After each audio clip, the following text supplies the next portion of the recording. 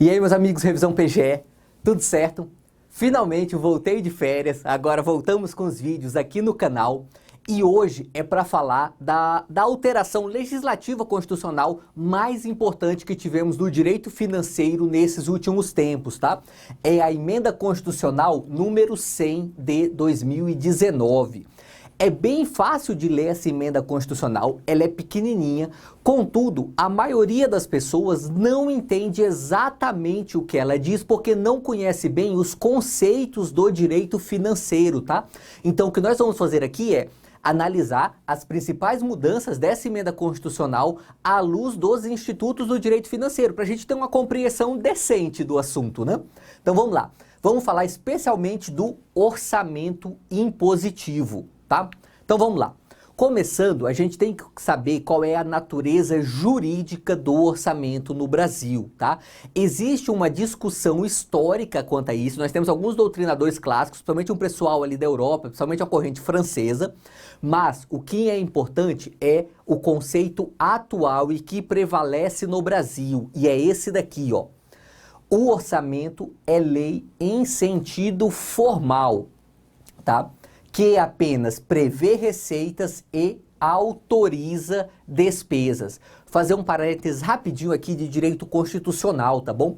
Quando a gente fala que uma lei é em sentido formal, é porque esta lei ela tem a forma de uma lei, ou seja, foi aprovada pelo parlamento, teve a sanção presidencial, foi promulgada, publicada.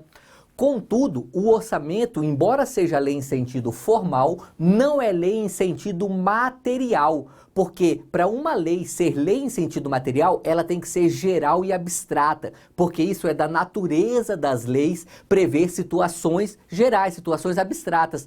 Quando uma lei prevê fatos concretos, essa lei não é lei em sentido material, tá? É o caso da lei orçamentária. A lei orçamentária, ela prevê especificamente, por exemplo, 2 milhões de reais para a construção do hospital no bairro tal, sabe? Define exatamente qual é aquela despesa pública. Por isso, não é uma lei em sentido material, é uma lei estritamente em sentido formal. Fechando o nosso parênteses aqui, direito constitucional, o importante, o destaque aqui, ó, autoriza despesa pública. Hoje, depois da emenda 100, nós ainda podemos falar que a lei orçamentária autoriza a despesa? Podemos sim, tá? Porque essa é a regra. Exatamente 97,8% das despesas previstas da lei orçamentária são simplesmente autorizadas, tá? Apenas 2,2% é impositivo. Já já a gente chega nesse número e você vai entender, beleza? Então, veja bem, a regra é o orçamento apenas autoriza a despesa. Por isso que a doutrina às vezes diz que a previsão orçamentária funciona como um teto, ou seja, aquilo é o máximo que se pode gastar naquela rubrica. Por exemplo, pagar salário dos procuradores. Pagar salário dos procuradores tem lá a previsão orçamentária, 5 milhões de reais para pagar os salários dos procuradores. Beleza? Se ao longo do ano não tiver muitos procuradores, alguns pedirem exoneração e gastou apenas 4 milhões de reais pagando remuneração dos procuradores. Tem algum problema com isso? Problema nenhum, tá? Justamente porque a previsão orçamentária funciona como um teto ou um limite negativo, também é outra expressão doutrinária. Perfeito? Com base nisso, nessa ideia de que o orçamento é simplesmente uma lei autorizativa, a gente tem inclusive esse julgado aqui do Supremo que é só para falar o seguinte, olha, sabe, aquela entidade que recebeu ali na lei orçamentária a previsão de que ela ia receber uma transferência de recursos? Pois é, simplesmente ter a previsão da lei orçamentária não gera direito adquirido a essa transferência. Por que que não gera direito adquirido? Porque o orçamento ele é meramente autorizativo no que tange às despesas. Perfeito? Beleza, essa é a nossa regra. Vamos começar a entrar agora nas exceções, tá? Quando o orçamento ele é impositivo, ou seja, ele obriga o Poder Executivo a executar aquela despesa.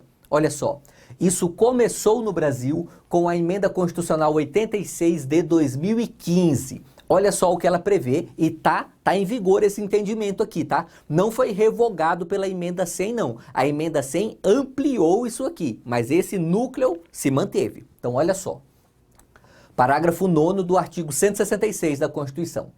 As emendas individuais ao projeto de lei orçamentária serão aprovadas no limite de 1,2%. Então, olha só, 1,2% do quê? Da receita corrente líquida, tá?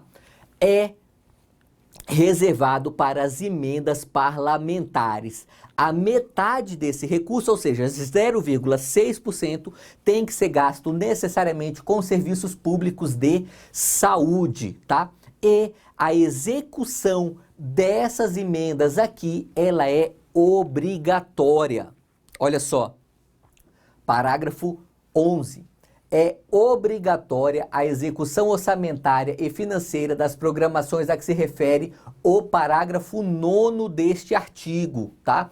Então, olha só, isso é o que nós podemos chamar de orçamento impositivo. O Poder Executivo, ele não tem o poder de escolher se quer ou não liberar o recurso daquela emenda parlamentar. Ele é obrigado, tá? Então, quando você vê a notícia no Jornal Nacional, porque o governo Bolsonaro liberou R$ 1 bilhão em emendas parlamentares para os deputados. Ele é obrigado a fazer isso, tá? Só o que ele pode escolher é o momento de fazer, mas ele vai ter que liberar esses recursos ao longo do ano, justamente porque o orçamento é impositivo no que tange as emendas parlamentares. Beleza. Tudo isso já existia antes da emenda 100. A emenda 100 de 2019, ela trouxe algumas novidades. A principal delas é essa daqui, ó. Agora também é impositiva a emenda das bancadas. Olha só como é que funciona. Vou dar um exemplo prático. Aqui no estado do Mato Grosso, nós temos um deputado, Nelson Barbudo, tá? O Nelson Barbudo, parece nome de personagem, mas não, é um cara real mesmo, ele é deputado mesmo. O Nelson Barbudo, ele tem direito a emendas parlamentares. Ele, a pessoa do deputado. Beleza. E aí, para isso, ele vai usar aqui o parágrafo 9º. Essas emendas de todos os parlamentares somados vão ser aí 1,2% da receita corrente líquida da União. A execução é obrigatória. Beleza. Mas a partir de agora, não é só o Nelson e todos os demais 513 deputados que têm direito a essas emendas. As bancadas estaduais também se reúnem e definem como bancada emendas também ao orçamento, tá? Até o limite de 1% da receita corrente líquida. Então, olha só, no meu exemplo, o Nelson Barbudo, ele vai lá e apresenta as emendas parlamentares pessoais dele. Mas ele também vai se reunir com os outros 7 deputados do estado do Mato Grosso e eles vão definir em conjunto quais serão as emendas da bancada do Mato Grosso, tá? E aí eu quero que você preste atenção aqui no detalhe, tá? Olha só, fala bancada de parlamentares de estado ou do Distrito Federal. Veja bem, essa é a bancada de parlamentares federais, tá? Não confunda com os deputados estaduais. Se você fizer uma leitura muito apressada na hora da prova, o examinador ele pode colocar que é a bancada de deputados estaduais. E aí você confunde aqui com parlamentares de estado, tá? Não confunda. Isso daqui que ele está falando é simplesmente a bancada federal dos estados, que é a soma, né, dos deputados, que aí vai de 8 a 72, que é o caso de São Paulo, e mais os 3 senadores para cada estado, tá bom? Então, voltando ao meu exemplo aqui no estado do Mato Grosso, são 11 parlamentares que formam a bancada do Mato Grosso, 8 deputados e 3 senadores, perfeito? Não são os deputados estaduais. Os 24 deputados estaduais, se eles quiserem fazer alguma emenda, eles vão fazer no orçamento estadual, tá? Nunca no orçamento federal, perfeito? Vamos lá. Mais alguns parágrafos importantes que foram trazidos pela emenda 100. Vale a pena a gente analisar. Olha só, o parágrafo 16. Quando a transferência obrigatória da União para a execução da programação previstas nos parágrafos 11, parágrafo 11 é a emenda individual, 1,2% da receita corrente líquida. E parágrafo 12, que é a emenda da bancada, 1% da receita corrente líquida. Deste artigo, for destinada a estados, ao DF e a municípios, independerá da adimplência do ente federativo. Se você não entende bem de direito financeiro, você não entende o porquê que existe isso daqui, independerá da adimplência de ente federativo. Mas calma lá, olha só. Um ente federativo, ele pode transferir recursos para outro ente federativo, tá? Nós temos 3 espécies de transferência: as transferências obrigatórias, as automáticas e as voluntárias. As obrigatórias e as automáticas, elas têm previsão constitucional ou legal e o ente federativo faz porque ele é obrigado pela Constituição ou pela lei. Então elas não interessam pra gente agora. O que interessa são as transferências voluntárias, tá? As transferências voluntárias, um ente federativo faz porque ele quer fazer, não porque tem uma lei ou a Constituição que obrigue. Essa transferência voluntária tem que estar previsto no orçamento público. Claro que tem, é uma despesa pública, toda despesa pública tem que ter previsão orçamentária. Contudo, se essa transferência voluntária for objeto de uma emenda parlamentar, seja emenda parlamentar individual, seja emenda parlamentar da bancada do Estado, nesse caso, não precisa cumprir todos os requisitos para as transferências voluntárias. Quais requisitos são esses? Um deles, o ente federativo, ele não pode estar inadimplente perante o outro ente federativo. Sabe, a União, ela tem um sistema que é o CALC. O CALC é uma espécie de SPC Serasa da União, sabe? Se o ente federativo não cumprir os termos de um convênio ou, enfim, está devendo à União, o nome dele é inscrito no CALC. Quando o nome é inscrito no CALC, esse ente não pode receber transferência voluntária. Contudo, se essa transferência for objeto da emenda parlamentar aqui, não importa se o ente federativo está inadimplente, se está inscrito no CALC, vai fazer essa transferência mesmo assim, perfeito? É isso que esse parágrafo 16 está falando aqui na primeira parte. Mas temos uma segunda parte também, olha só, que é o que está em vermelho aqui. Não integrará a base de cálculo da receita corrente líquida para fins de aplicação nos limites de despesa de pessoal. Esse é um outro assunto muito importante aqui do direito financeiro e que aqui no nosso canal já tem uma série de vídeos falando de despesa de pessoal, tá? Se você tem dúvidas sobre esse assunto, assista lá, são bem rápidos, acho que são só 3 vídeos e lá a gente esclarece todos os detalhes desse assunto que é muito cobrado em prova. Provavelmente o assunto do direito financeiro mais cobrado em prova é limite de despesa com o pessoal. E o que essa parte em vermelho aqui está falando é o seguinte, olha, sabe essas emendas que os parlamentares colocam e que vão lá para o Estado e para o município? Pois é, elas não entram no cálculo da receita corrente líquida para fins de calcular o limite da despesa de pessoal, perfeito? É só isso que diz esse dispositivo. Parágrafo 18. Se for verificado que a reestimativa da receita e da despesa poderá resultar no não cumprimento na meta de resultado fiscal estabelecida na Lei de Diretrizes Orçamentárias, os montantes previstos nos parágrafos 11 e 12 deste artigo poderão ser reduzidos em até a mesma proporção da limitação, tá? Esse daqui é o caso que ocorre quando nós temos que fazer um contingenciamento de despesas. Olha só, você precisa entender o raciocínio da lei orçamentária aqui. A lei orçamentária, ela prevê a receita e autoriza a despesa. E nós temos o princípio, que é o princípio do equilíbrio orçamentário. Ou seja, o orçamento ele pode até ter um pouco de déficit ou um pouco de superávit, mas ele tem que ser relativamente equilibrado entre as receitas e as despesas. Ótimo. Agora imagine o seguinte, o ente federativo foi lá e previu que ele ia arrecadar 100 milhões de reais.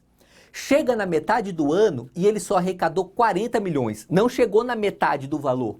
Aí os técnicos lá da Secretaria de Fazenda olham e falam, quer saber? A gente não vai conseguir arrecadar 100 milhões, a gente só vai conseguir arrecadar 90 milhões até o fim do ano. E aí, o que a gente vai fazer com essas despesas agora, que vão ficar sem recurso? Nós vamos contingenciar as despesas, ou seja, vai cortar a despesa mesmo. É isso que o governo federal está fazendo agora, nesse exato momento. Por exemplo, quando nós tivemos aquela polêmica lá dos cortes das verbas das universidades federais, era esse o caso, era um caso de contingenciamento. O governo federal estava arrecadando menos do que o previsto, estava faltando dinheiro em caixa, ele estava contingenciando despesas e resolveu contingenciar a despesa das universidades federais, tá? Então, olha só, nesse caso, se tivermos esse contingenciamento, pode também cortar das emendas parlamentares? Pode sim, na mesma proporção que está cortando todas as demais despesas, tá? Então, olha só, se o contingenciamento fala que tem que cortar 10% das despesas, então também cortará 10% das emendas parlamentares. Essa é a regra aqui do parágrafo 18, tá? E o parágrafo 20, que vai falar para a gente o seguinte: as programações de que trata o parágrafo 2º, o parágrafo 12 deste artigo, quando versarem sobre o início de investimentos com duração de mais de um exercício financeiro ou cuja execução já tenha sido iniciada, deverão ser objeto de emenda pela mesma bancada estadual a cada exercício até a conclusão da obra ou do empreendimento. Eu particularmente gosto muito desse parágrafo 20 aqui, tá? Ele serve para evitar aquelas obras abandonadas que a gente vê aos montes aí pelo Brasil. Qual é a regra aqui? Se os parlamentares fizeram a emenda para, por exemplo, vamos construir um hospital. A construção desse hospital vai demorar 3 anos. E aí, no primeiro ano, eles vão lá e colocam recursos suficientes para iniciar a construção do hospital, tá? Não é suficiente para terminar o hospital. Nos anos seguintes, esse mesmo parlamentar ou essa mesma bancada, se for uma emenda de bancada, terão que colocar recursos para continuar aquela obra, tá? E vão ser obrigados a fazer isso até que finalize a obra. Ou seja, a ideia é que nós não tenhamos obras ou qualquer outras atividades paralisadas no Brasil por falta de recurso orçamentário. Simplesmente porque o deputado colocou o recurso lá e no ano seguinte ele esqueceu, de colocar novamente e aí a obra ficou parada. Esse parágrafo 20 é para evitar isso. Uma vez que você colocou uma emenda parlamentar em determinada obra, vamos ser mais técnico, em determinado investimento, necessariamente nos anos subsequentes tem que colocar mais recursos desse mesmo investimento até que ele seja finalizado. Perfeito? Essas são as mudanças essenciais da emenda constitucional 100. Vale a pena a gente ver um resuminho rapidinho aqui, só pegando o extrato de como ficou essa questão orçamentária no Brasil agora, tá? Então olha só. Qual é a regra? A regra é que o orçamento é autorizativo. Contudo, após a emenda constitucional 86, as emendas parlamentares até o limite de 1,2% da receita corrente líquida são impositivas, ou seja, obrigatoriamente o executivo tem que executar essa despesa. Lembrando que a metade dessa mesma despesa vai para gastos com saúde, tá? E agora, com a emenda constitucional 100, também é impositiva a execução das despesas das bancadas estaduais. Lembrando mais uma vez, é bancada dos parlamentares federais de um determinado estado, tá? Não é a bancada dos deputados estaduais. Não confunda isso, pelo amor de Deus. Perfeito? Vamos lá? Mais aqui. Mesmo o orçamento impositivo pode não ser executado. Em quais casos? Mesmo o orçamento impositivo, ou seja, das emendas parlamentares ou das bancadas de parlamentares. Quando não será executado? Quando tiver um impedimento de ordem técnica ou quando nós tivermos aquele contingenciamento que eu expliquei agora há pouco. Se tem o contingenciamento, você também vai contingenciar essas emendas na mesma proporção que tem que ser feita para todo o orçamento. Perfeito? Sobre esse assunto, sobre a emenda 100, é isso que tem de mais importante e com certeza será objeto de prova. Beleza? Qualquer dúvida, qualquer comentário que você quiser fazer, pode fazer o comentário aqui. Se quiser entrar em contato comigo, esses são os canais. É isso aí e vamos juntos.